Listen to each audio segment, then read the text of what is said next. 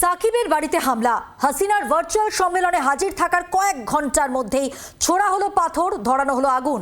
বাংলাদেশের প্রাক্তন প্রধানমন্ত্রী শেখ হাসিনা দেশে ফেরার বার্তা দিয়েছেন, আর সেই বার্তার কয়েক ঘন্টার মধ্যেই হামলা হলো বাংলাদেশের প্রাক্তন ক্রিকেট অধিনায়ক সাকিব আল হাসানের বাড়িতে।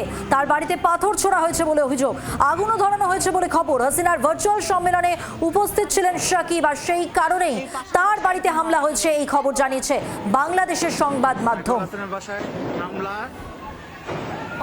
ককটেল নিক্ষেপ হচ্ছে, আগুন ধরিয়ে দিয়েছে দুষ্কৃতকারীরা। বাড়িতে পাথর ছোড়ার অভিযোগ, বাড়িতে হামলার অভিযোগ। সাকিবের বাড়িতে হামলার ঘটনার পর মুহূর্তে ছবি আপনাদের দেখাচ্ছি। আওয়ামী লীগের সাংসদও ছিলেন এই সাকিব।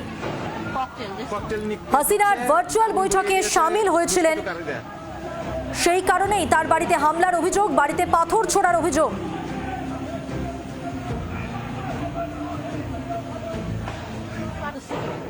যোগাযোগ করেছি প্রতিনিধি মৌমিতা চক্রবর্তীর সঙ্গে। মৌমিতা, বাংলাদেশের সংবাদ মাধ্যম সূত্রে আর কি জানা যাচ্ছে? সাকিব আল হাসান তিনি গতকাল শেখ হাসিনার একটি সাংবাদিক সম্মেলনে যোগ দিয়েছিলেন।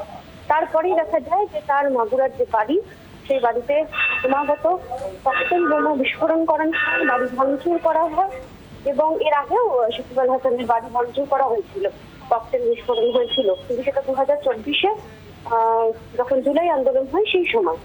গতকাল সাংবাদিক সম্মেলনে যোগদানের পরপরই রাত 10টা নাগাদ তার বাড়িতে বোমাবাজি হয়েছে এবং ভাঙচুর করা হয়েছে।